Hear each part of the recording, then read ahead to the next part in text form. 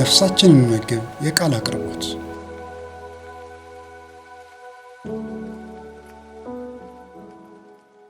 እንደምን አላችሁ?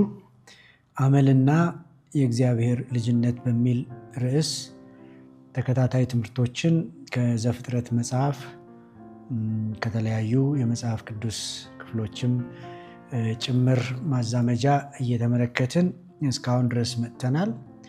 አሁን ደግሞ እሴት፣ ትውልድ፣ የሃይማኖት፣ ቤተሰብና ሀገር በሚል ርዕስ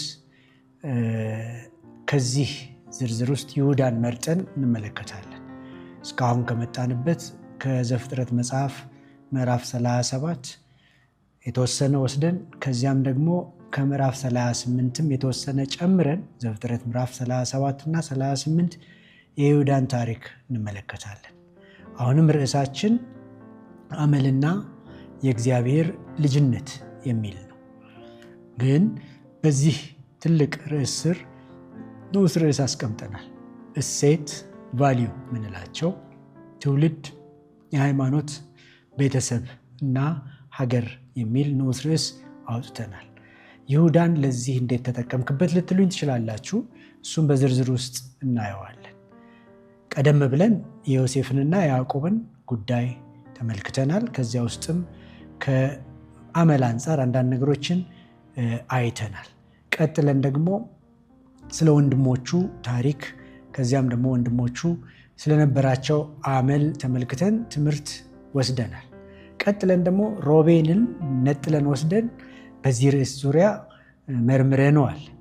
አሁን ደግሞ ይሁዳን ነጥለን እናወጣለን ማለት ነው። ይሁዳ መጽሐፉ ላይ ያለው ይሁዳ በዘፍጥረት ምዕራፍ 37 እና ምዕራፍ 38 ላይ የምናገኘው ይሁዳ የያዕቆብ ልጅ ይሁዳ የቤተሰቡ አራተኛ ልጅ ነው። የቤተሰቡ አንደኛ ልጅ አይደለም፣ ሁለተኛ ልጅ አይደለም፣ ሶስተኛ አይደለም፣ አራተኛ ልጅ ነው።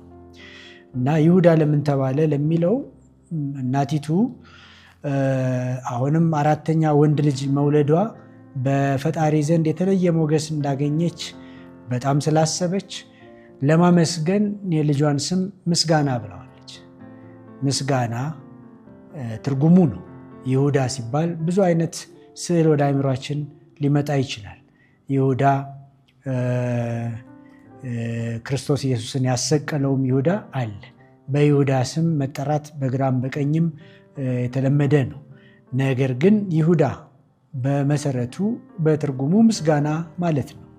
ስለዚህ ሞገስ እንደሰጣት ልጅ በልጅ እንዳረጋት በተለይ ደግሞ 4 ወንድ ልጆችን በመውለዷ ምክንያት ደስታዋን ለመግለጥ እና ምስጋናዋንም ለመግለጥ እናቲቱ ያወጣችው ስም እንደሆነ ይታመናል። እና ይህ ይሁዳ የተባለው ሰው ባዮግራፊውን ባህሪ ምንድነው፣ እድገቱ፣ ሁኔታውን፣ ማንነቱን ስንመለከት የተሰሚነት ተጽዕኖ ከወንድሞቹ ይልቅ ከታላላቆቹም ይልቅ ከፍ ያለ እንደሆነ እንመለከታለን። ተሰሚነት፣ የሊደር ኳሊቲ ያለው ሰው ነበረ። ወንድሞቹም የእርሱን ነገር ሰሙት ይላል። እንግደል እንግደል እንግደል ብለው ሲጮሁ ቆይተው ይሁዳ ደግሞ ሐሳብ አቀረበ። ወንድማችንን ገድለን ደሙን ብንሸሽግ ጥቅማችን ምንድን ነው ብሎ አማራጭ ሰጣቸው። አማራጭ ማሰብ የሚችል ሐሳቡን አእምሮን የሚጠቀም ተሰሚነቱ ከፍ ያለ የሊደርሺፕ ኳሊቲ ያለው ተጽዕኖ ከፍ ያለ ምናልባትም ከሮቤል እና ከሌሎቹ ከሱ ታላላቆች ይልቅ በቤተሰቡ ላይ ትልቅ ተጽዕኖ የነበረው ተፈጥሯዊ የሆነ የሊደርሺፕ ኳሊቲ የነበረው ሰው ማን ነበረ? ይሁዳ ነበረ። ከወንድሞቹ ይልቅ አእምሮውን በጣም ይጠቀማል። በጣም ራሽናል ነው። ራሽናል የሆነ ሶሳይቲ አለ። አብዛኛው ምዕራባውያን ራሽናል ናቸው ይባላል። ኤዥያውያን ከግንኙነት ጋር ነገሮችን በሙሉ ከግንኙነት ጋር የማየት ኢሞሽናል የሆነ ነገሮች ላይ የማተኮር ነገር አላቸው ይባላል። ወደ አፍሪካ ስንመጣ ደግሞ ቺፍ ተኮር የሆነ እሳቤ እንዳለ፣ ኮሚኒቲ ተኮር የሆነ እሳቤ እንዳለ በማህበረሰብ እንደሚያስቡ እንደ ማህበረሰብ እንደሚያስቡ በተለይ ማህበረሰብ ውስጥ የመሪነት ተጽዕኖን የሚጫወተውን ቺፍ እንደሚከተሉ ይታሰባል። ይሄ በደብሳሳው ነው፣ ዝርዝሩ ሌላ ሊሆን ይችላል። ከሊደርሺፕ አንጻር ይሄ ይሁዳ በጣም በማያስቡ ግን ደግሞ በስሜት በሚነዱ ወንድማማቾች መካከል አሳቢ ሆኖ እንዴት ወጣ ብለን መጠየቅ እንችላለን። እሱ ራሽናል ነው፣ ሌሎቹ በጣም ኢሞሽናል ናቸው። በጣም አፌክቲቭ ነገራቸውን የሚጠቀሙ ናቸው።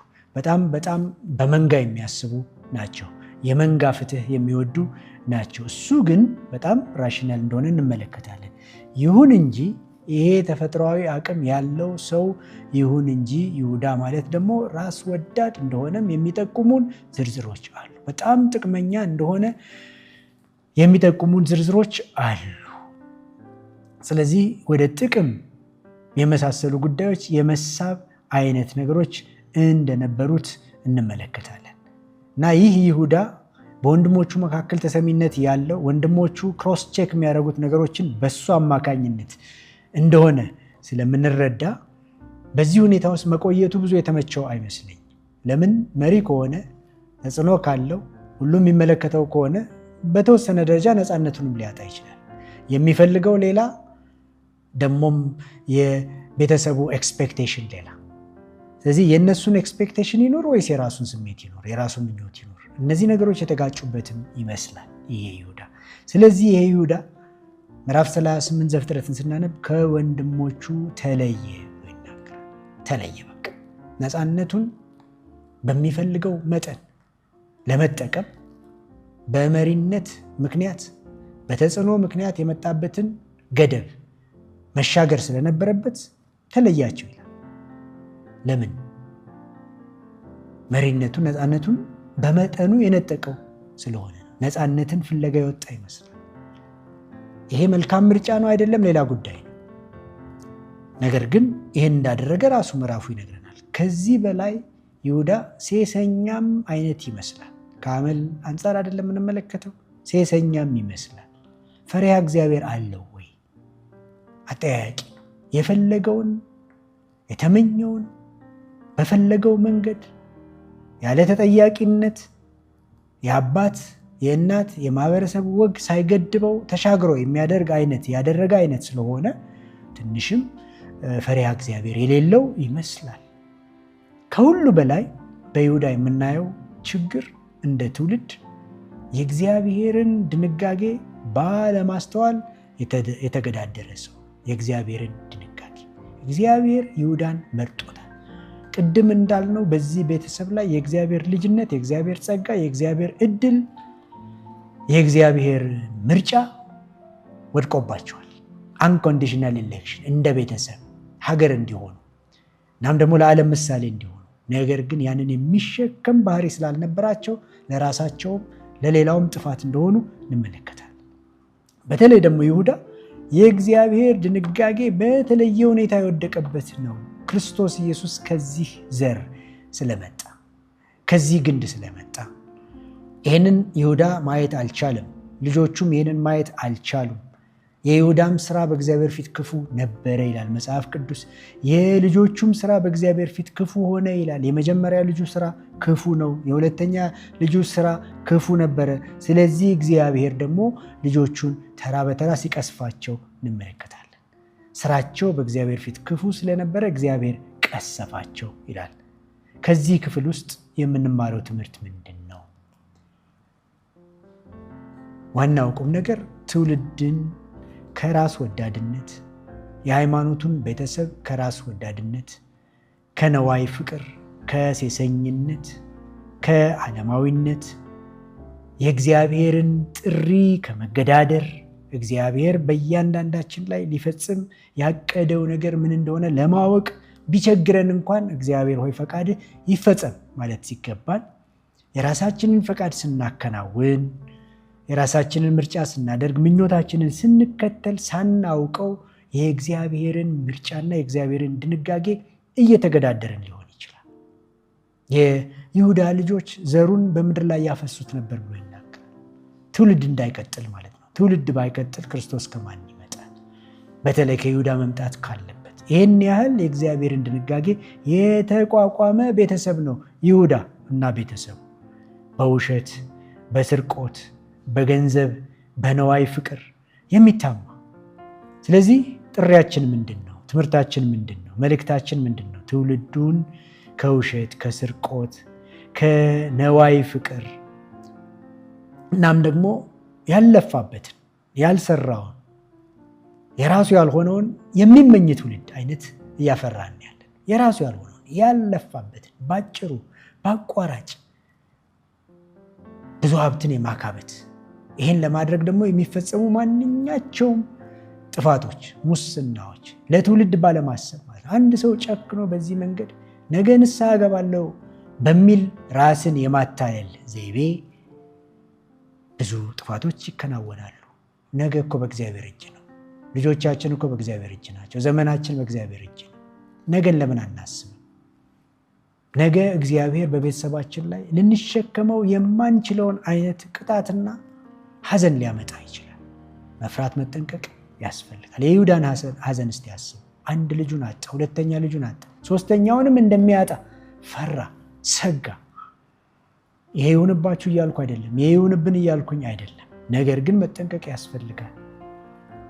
ከእግዚአብሔር እጅ ማምለጥ ስለማይቻል ትውልድ በእሴት መገንባት ስላለበት ትውልድ ሀገርም ጭምር የሃይማኖት ቤተሰቡም ጭምር በእሴት መገንባት ስላለበት ቫሊዩ የምንለው ጉዳይ ሀገርን በጉልበት ልንገነባ አንችልም። ልክ ነው፣ እሱም ያስፈልጋል። ከዛ ይልቅ ግን ሀገርን በእሴት እንገነባለን። ሀገር የምትቀጥለው የሃይማኖት ቤተሰቡም ቀጣይ የሚሆነው ሕያው የሚሆነው ወደ ጥፋት የማይሄደው በእሴት ታንጾ ሲወጣ ኔሽን ቢልዲንግ የምንለው ጉዳይ ከዚህ ጋር የተያያዘ ከቫሊዩ ጋር የተያያዘ። ስለዚህ ቫሊዩ ኤንድ ኔሽን፣ ቫሊዩ ኤንድ ሪሊጂየስ ፋሚሊስ ሶ ማች ኮኔክትድ የተሳሰሩ ጉዳዮች ናቸው። ሀገርም ከእሴት ጋር ነው። የሰውነት እሴቶች፣ በሰውነት እሴቶች የተገነባ ትውልድ አስፈላጊነት ነው የዚህ ትምህርት ዋና መቋጫ። እሴት፣ ትውልድ፣ የሃይማኖት ቤተሰቦችና ሀገር። እግዚአብሔር ማስተዋሉን ይስጠን። አሜን።